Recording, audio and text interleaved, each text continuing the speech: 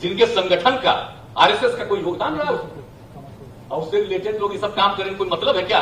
आज जिन लोगों ने आजादी की लड़ाई लड़ी, तो हम लोग तो सब भाई इसी सबसे बचपन से, और पहले तो मीडिया का आधार दूसरा था, पक्ष विपक्ष जो भी हो अपना राय बहुत अच्छे ढंग से मीडिया के सारे लोग लिखते थे। आज को तो उनको वही लिखना पड़ता है जो कहा जाता है। मर जाना कबूल है, उनके साथ जाना हमको कभी कबूल नहीं है, यह अच्छी तरह जान लीजिए। देखिए, सब लोग एकजुट हो जाएंगे तो नेता बनेंगे, जो भी बनेंगे काम करेंगे और देश के हित में काम करेंगे। और एक चीज हम बता देते हैं, अपने बारे में बता देते हैं, हमको नहीं बनना है, ये अच्छी तरह जान लीजिए। हम सबको खाली एकजुट करने में लगे। इस इंडी अलायंस के एक बहुत बड़े नेता जो इंडी अलायंस का झंडा लेकर के घूम रहे हैं, जो देश की वर्तमान सरकार को उखाड़ फेंकने के लिए भांति भांति के खेल खेल कर रहे हैं, वो इंडी अलायंस के नेता ने विधानसभा के अंदर, जिस सभा में माताएं बहनें भी मौजूद थी, कोई कल्पना नहीं कर सकता है ऐसी भाषा में बदली बातें की। कितने नीचे गिरोगे और दुनिया में देश की बेइज्जती करा रहे हो।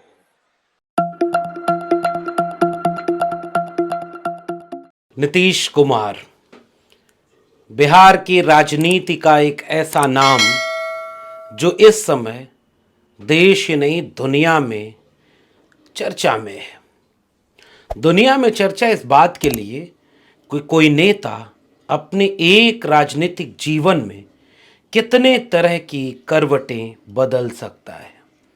एक नेता जिसने समाजवादी आंदोलन से राजनीति का ककहरा सीखा, अपनी सियासत को ऐसे वक्त में ऊंचाइयों पर पहुंचाया जहां बिहार में उनके सामने कई बड़े नाम पहले से मौजूद थे।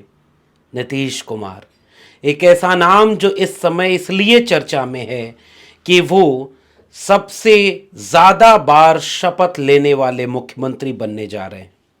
नीतीश कुमार जो चुनाव तो कम जीते लेकिन शपथ उससे कई गुना ज़्यादा बार ले ली है। क्या है नीतीश कुमार का राजनीतिक करियर, कैसे वो शुरुआत हुई और आज नीतीश कुमार क्यों उस जगह पर खड़े हैं जो एक वक्त में करवट बदलते ही राजनीति की कई गुंजाइशों को भी बदल देते हैं। नीतीश कुमार में ऐसा क्या है जिनको वह बीजेपी भी अपने साथ लेने में संकोच नहीं कर रही है, जिस बीजेपी के लिए उन्होंने बार बार कई बार बोला मर जाएंगे, मिट्टी में मिल जाएंगे, मगर अब बीजेपी के साथ नहीं जाएंगे।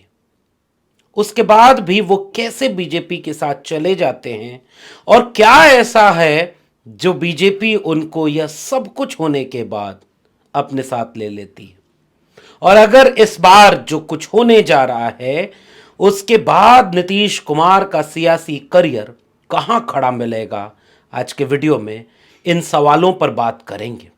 बिहार की राजनीतिक जमीन एक समय से समाजवादी आंदोलन की मजबूत जमीन रही है। लोहिया जेपी के समाजवाद की बुलंद आवाज एक जमाने में त्रिवेणी संघ अर्जक संघ होते हुए जगदेव बाबू के शोषित दल से चुनौती भी पाता रहा। सोशलिस्ट पृष्ठभूमि के बीच नीतीश कुमार का होना उस पूरी विरासत के बीच एक नेता का होना है। जयप्रकाश नारायण के आंदोलन के बाद कर्पूरी ठाकुर की विरासत को आगे बढ़ाने की कोशिश जिन कुछ नेताओं ने की, उनमें सबसे बड़ा नाम लालू प्रसाद यादव, जिनके साथ काम करते हुए नीतीश कुमार ने अपना राजनीतिक सफर शुरू किया। लालू प्रसाद धीरे धीरे गरीबों के मसीहा बनने की छवि बनाते चले गए। अडवाणी की रथ यात्रा को रोककर एक सेकुलर डेमोक्रेटिक लीडर की तरह स्टैब्लिश होते चले गए और एक चुनौती बन गए कि बिहार में अब लालू से बड़ा कद किसी नेता का कैसे हो। लेकिन सियासत एक रेखा में कब चलती है।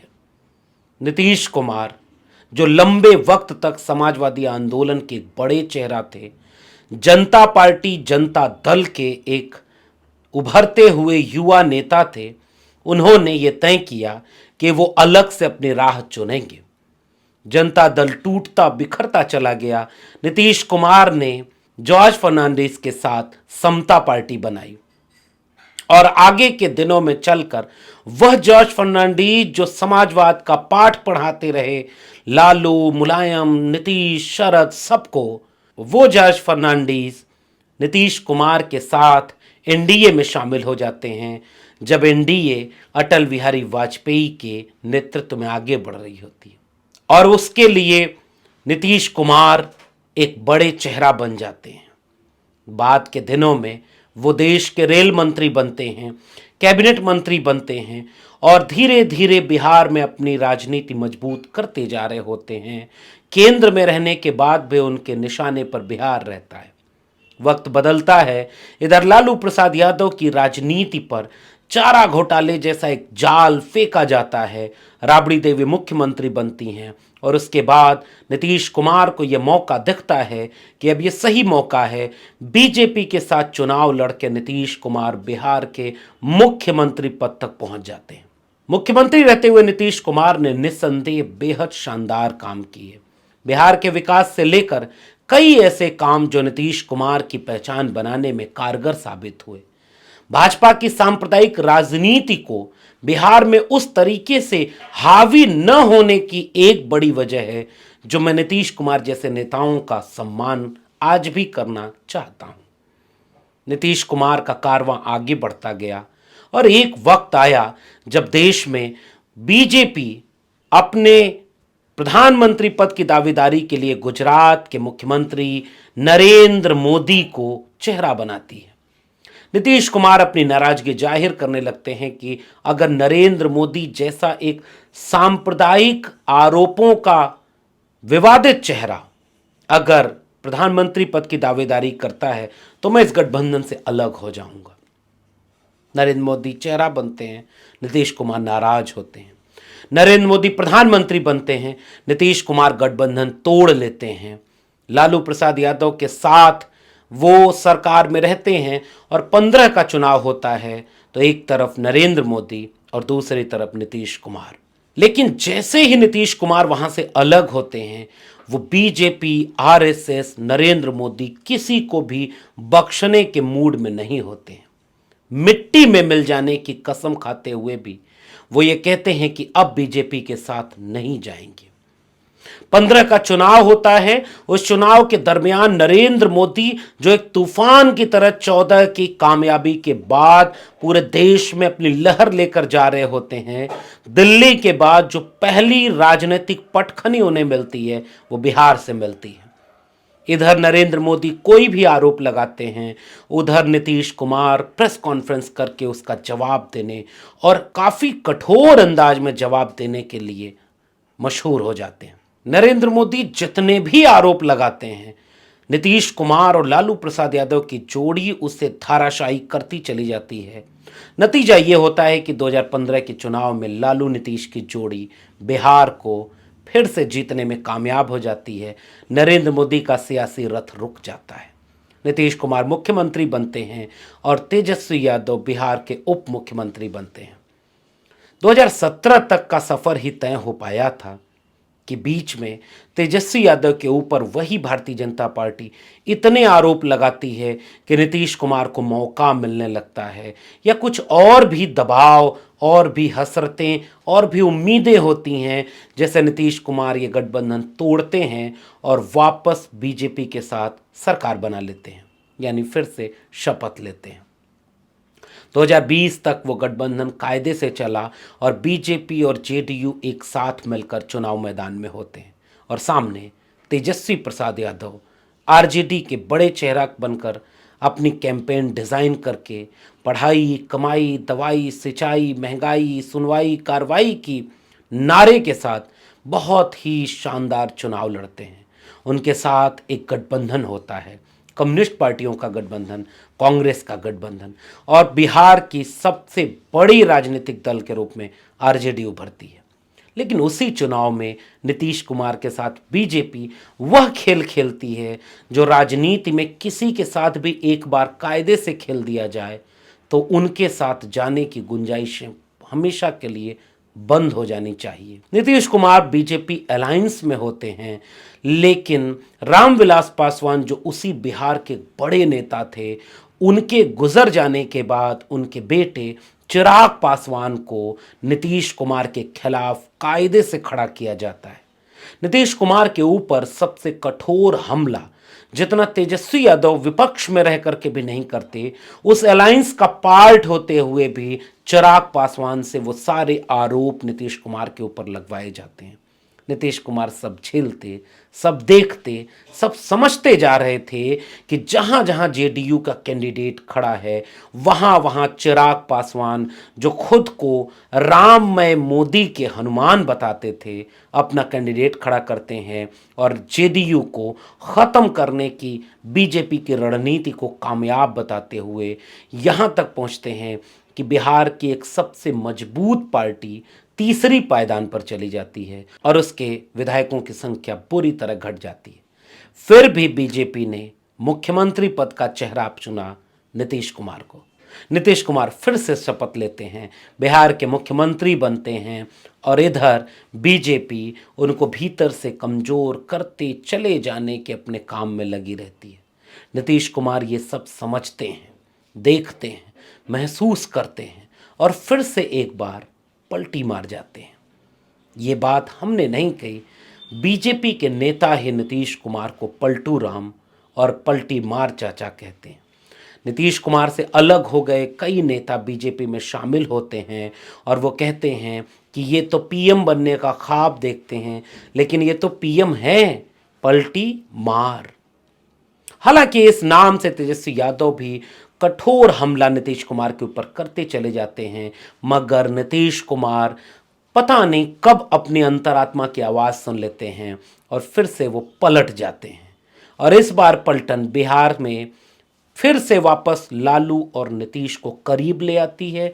बिहार में फिर से नीतीश कुमार शपथ लेते हैं जब वो बीजेपी को छोड़कर आरजेडी के साथ मुख्यमंत्री बनते हैं। नीतीश कुमार ने इसके बाद काफी बुलंदी से ये बात कही, मर जाएंगे लेकिन अब बीजेपी में नहीं जाएंगे, क्योंकि अब वह बीजेपी नहीं रही जो श्रद्धेय अटल बिहारी वाली बीजेपी हुआ करती थी। नीतीश कुमार कई बार यह बात खुल करके बोलते हैं कि उस जमाने में नारा लगा करता था, भारत देश के 3 धरोहर अटल, अडवाणी, मुरली मनोहर। तो वो कहते थे कि वो एक बीजेपी पार्टी हुआ करती थी और उसके कई नेता होते थे। अब तो बीजेपी पार्टी खत्म हो गई है, अब तो मोदी पार्टी बची है, एक ही नेता हैं। बताइए मुरली मनोहर कहाँ हैं, बताइए अडवाणी कहाँ हैं। और बीजेपी पर तीखा हमला नीतीश कुमार का शुरू हो जाता है। बीजेपी को भारत जलाओ पार्टी से लेकर के भ्रष्टाचारी और देश को बेचने वाली पार्टी तक नीतीश कुमार कह डालते हैं।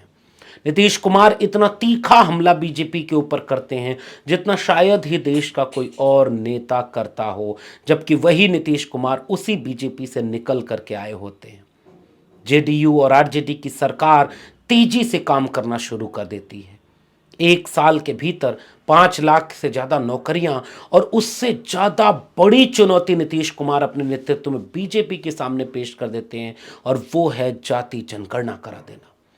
जाति जनगणना कराने के बाद उसके आंकड़े सार्वजनिक करते हुए बिहार में आरक्षण की सीमा 75% तक बढ़ा देते हैं और तमाम लोगों को एक विकल्प एजेंडे के रूप में दे देते हैं कि बीजेपी के, आरएसएस के एजेंडे के सामने हम सामाजिक न्याय का एजेंडा खड़ा करेंगे, जिस पर बीजेपी बुरी तरह घिर जाती है। और यही वो जगह है जो बीजेपी को मजबूर करती है इतनी सारी कड़वी बातें कहने वाले नीतीश कुमार को वापस अपने घर बुलाए। बीजेपी भूल जाती है कि उसके नेता कहते हैं कि नीतीश कुमार को आने के बीजेपी में अब सारे दरवाजे हमने बंद कर रखे हैं। प्रदेश अध्यक्ष मुरेठा बांधते हैं और कहते हैं कि हम सम्राट चौधरी ये संकल्प लेते हैं कि जब तक नीतीश कुमार को मुख्यमंत्री पद से हटा नहीं देते अपना मुरेठा नहीं खोलेंगे। वह बीजेपी आज नीतीश कुमार को अपने साथ लाने के लिए दरवाजे ही नहीं, खिड़कियों और झरोखों तक को खोल चुकी है। 2-4 दीवारें घर की गिरा दी है कि किसी भी रास्ते नीतीश कुमार आ जाएं और हम उनका साथ ले लें। और यह काम तब हो रहा है जब मंदिर बन गया वहीं बन गया, बीजेपी का सबसे बड़ा एजेंडा कामयाब हो गया, देश में नरेंद्र मोदी की लहर बताई जा रही है, तो वह नीतीश कुमार जो ये कहते हैं कि ये तो सबसे बड़की झूठी पार्टी है, ये भारत जलाओ पार्टी है, ये नरेंद्र मोदी काम कुछ नहीं करते, केवल प्रचार करते हैं, और वह नीतीश कुमार जो विपक्षी दलों को एकजुट करते हुए यह कहते हुए पूरे देश में घूमने लगते हैं कि इस बीजेपी से देश को बचाना मेरी प्राथमिकता है, हमारी और कोई लालच नहीं। नीतीश कुमार अपने अंदाज में मीडिया के सामने कई बार आकर कहते हैं, आप सब तो जनबे करते हैं ना, आपको सब पता ही है ना, हमको कुछ नहीं चाहिए, लेकिन हम चाहते हैं कि सब लोग एकजुट हों, एक साथ चुनाव लड़ें और ऐसी पार्टी से देश को बचाएं जो आरएसएस बीजेपी इस देश को बर्बाद कर रही है। और मीडिया वालों से भी हम कहते हैं, वो एक काम करते हैं तो दिन रात आप उन्हें दिखाते हैं, हम इतना काम कर रहे हैं, हमारी तो चर्चा ही नहीं होती, बाकी तो सब आप जनबे करते हैं ना, देखबे कर रहे हैं ना, आपको तो सब पता ही है ना। इतना सब कुछ हो गया, फिर बीजेपी क्यों नीतीश कुमार को अपने साथ लेने को मजबूर है? और फिर से मैं कह रहा हूं, इसका मतलब साफ है कि बीजेपी को पता था कि राम मंदिर, 370, मोदी, ये सब पर्याप्त नहीं है अब की बार 400 पार के लिए। इसलिए इंडिया गठबंधन का जो सूत्रधार है, अगर उसे ही हम अपने साथ बुला लें तो हम बिहार ही नहीं पूरे देश को एक पैगाम दे पाएंगे कि अब हमारे खिलाफ कोई नहीं बचा। अरे साहब, जब आप इतने ताकतवर हैं तो आपको तो कहना चाहिए कि नहीं है, नहीं जरूरत है नीतीश कुमार की, हम अकेले 400 पार ले आएंगे।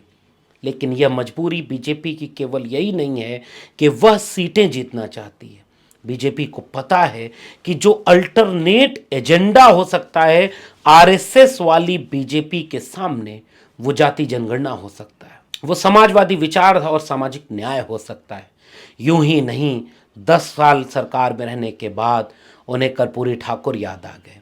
यूं ही नहीं, उन्हें यह बात समझ में आई कि नीतीश कुमार को लाख विरोध करने के बाद साथ में लेना चाहिए ताकि जाति जनगणना वाला मुद्दा पूरी तरह से खत्म हो जाए। अमित शाह का भाषण याद है ना, जब बिहार में जाकर उन्होंने क्रेडिट लिया कि यह जाति जनगणना तब हुई जब हम सरकार में थे, यानी बीजेपी सरकार में थी, यानी जाति जनगणना बीजेपी की वजह से हुई है। लेकिन इस देश में कोई अब न सवाल पूछता है न बीजेपी जवाब देती है कि बाकी राज्यों में जहां जहां बीजेपी है वहां जाति जनगणना क्यों नहीं हो रही, यूपी में क्यों नहीं हो रही, अब मध्य प्रदेश, राजस्थान, कहीं नहीं हो रही। इस पूरे मुद्दे की हवा निकाल देगी जब बीजेपी नीतीश कुमार को अपने कमरे, अपने गलियारे में बिठा लेगी। नरेंद्र मोदी अपने हनुमान बनाकर नीतीश कुमार को पूरे देश में घुमाएंगे। और अगर आप मेरे चैनल पर रेगुलर आते होंगे तो ये बात मैंने 2 महीने पहले कह दी थी, जब इसकी सुगबुगाहट शुरू हुई थी। तब से मैं ये बात कह रहा हूं कि इंडिया गठबंधन को नीतीश कुमार की अहमियत समझनी चाहिए, क्योंकि इंडिया गठबंधन अगर नहीं समझेगा तो नरेंद्र मोदी वाली भाजपा, जो दुनिया की सबसे बड़ी पार्टी होने का दावा कर रही है, वो नीतीश कुमार की अहमियत समझती है। इसलिए लाख नीतीश कुमार ने मिट्टी में मिल जाऊंगा, मर जाऊंगा, इस जन्म में अब उधर उनका साथ नहीं लूंगा, क्या क्या नहीं कहा, भारत जलाओ पार्टी, भारत सबसे झुट्टा पार्टी, और सब कुछ कहा, जाति जनगणना करा के उनके आरएसएस के एजेंडे को चुनौती पेश कर दी। उस नीतीश कुमार को भी अपने साथ लेने में नहीं हिचक रही, और यहां विपक्षी दलों के लोग नीतीश कुमार की अहमियत समझने में हिचक गए। इस पूरे खेल को यहां से देखिए, मगर अब वही नीतीश कुमार ऐसा लगता है कि अब अपने राजनीतिक उतार पर है। उस नीतीश कुमार को जिसने बड़ी मुश्किल से अपनी एक छवि बनाई थी, पलटी मारी, लेकिन इस बार उन्होंने जितने काम किए थे उसके बाद नीतीश कुमार देश के सबसे बड़े नेता बन जाते। वो जाति जनगणना, वो नौकरी देना, राम मंदिर के उफान वाले दौर में सेकुलर डेमोक्रेटिक रूप से एक राज्य का संचालन करना, ये वह मौका था जो नीतीश कुमार के हाथ में था। वो पूरे देश के बड़े नेता होते और इतिहास में इस तरह से याद किए जाते कि हाँ, एक नेता था जो उनके साथ भी रहा मगर अपने उसूलों से समझौता नहीं किया। मगर अब 2024 के चुनाव के ठीक पहले भले ही जेडीयू के भीतर के नेताओं का दबाव रहा हो, भले ही वो लोग लालू और तेजस्वी से असहज हों, भले ही उनको ईडी और सीबीआई का डर हो, भले ही वो अपनी पार्टी को आगे ले जाना चाहते हैं, मगर ये बात नीतीश कुमार और उनके जेडीयू के लोग भी समझते हैं कि इस बार बीजेपी के साथ जाने का मतलब है कि जेडीयू अब हमेशा के लिए ख़त्म हो जाएगी या नाम मात्र की रहेगी, जिसे ऑक्सीजन बीजेपी उतनी देर तक देगी जितनी देर तक उसे जेडीयू की ज़रूरत होगी। उम्र का 72वां बसंत देख चुके नीतीश कुमार अपने मानसिक संतुलन पर भी कई तरह के सवाल झेल रहे हैं। चाहे पिछले दिनों विधानसभा में उनका जनसंख्या पर दिया गया भाषण, जिस पर नरेंद्र मोदी ने कितना कड़ा हमला किया था, वो भी आपने देखा। उसके बाद नीतीश कुमार जितने कड़े हमले किए थे, ये सब कुछ करने के बाद इस बार का जाना अब चले ही जाना होगा। अब नीतीश कुमार बिहार की राजनीति से गायब करार दिए जाएंगे, क्योंकि अब कोई वजूद नहीं बचेगा और बीजेपी केवल 24 के चुनाव तक इस्तेमाल करेगी। 25 में अगर यही दिशा रही तो बिहार का मुख्यमंत्री बीजेपी का होगा। अब इतिहास की किताबों में पढ़ाया जाएगा, एक कोई नीतीश कुमार हुआ करते थे जो देश में कम चुनाव जीतने के बाद भी सबसे ज़्यादा बार मुख्यमंत्री पद की शपथ लिए। एक नीतीश कुमार थे जिनके हाथ में मौका था कि जब संविधान, सेकुलरिज्म, सोशल जस्टिस पर सबसे ज़्यादा बड़ा खतरा सामने था, चट्टान की तरह खड़े होने की बजाय जो रास्ता उन्होंने ही बनाया था उसी को खोद दिया और इतिहास में अब यूं दर्ज हो गए कि इनसे बड़ा अवसरवादी शायद और कोई दूसरा नेता न हो। आने वाली पीढ़ियां चुनाव के जीतने और हारने से नेताओं का मूल्यांकन कम करती हैं, उनके वजूद से करती हैं। वरना जो हश्र नीतीश कुमार ने जॉर्ज फर्नांडीज, जिसे वो अपना राजनीतिक गुरु मानते थे, उनका किया, जो हश्र नीतीश कुमार ने शरद यादव का किया, वही हश्र आने वाली पीढ़ियों की नज़र में नीतीश कुमार का होगा। नेता बहुत होते हैं, उनके कई फैसलों से लोग खुश होते हैं और कई फैसलों पर सवाल उठाते हैं, मगर मौजूदा वक्त सामान्य नहीं था। वह नीतीश कुमार जो प्रधानमंत्री पद की दावेदारी नरेंद्र मोदी की हो तब से नाराज थे, प्रधानमंत्री बन जाने के बाद मुख्यमंत्री पद छोड़ दिया, सब कुछ किया, वही नीतीश कुमार अपने जीवन और राजनीति के आखिरी उतार के दिनों में उसी बीजेपी के साथ बार बार जाकर अपनी साख को हमेशा के लिए खत्म क्यों करते चले गए। ये सवाल आने वाले दिनों में शोध का सवाल बनेगा। बिहार आगे बढ़ेगा, जनता इस बात को समझेगी और इसका मूल्यांकन करेगी। लेकिन आप आज इस बात को समझिए कि इतने कठिन वक्त में जो अड़ नहीं सका, जो टिक नहीं सका, जो लड़ नहीं सका, आने वाली पीढ़ियों की निगाह में वो विलन होगा। आपका क्या मानना है नीचे कमेंट बॉक्स में बताइएगा। फिर मिलेंगे किसी और टिप्पणी के साथ, तब तक जुड़े रहिए डॉक्टर लक्ष्मण यादव के सोशल मीडिया प्लेटफॉर्म से। बहुत बहुत धन्यवाद।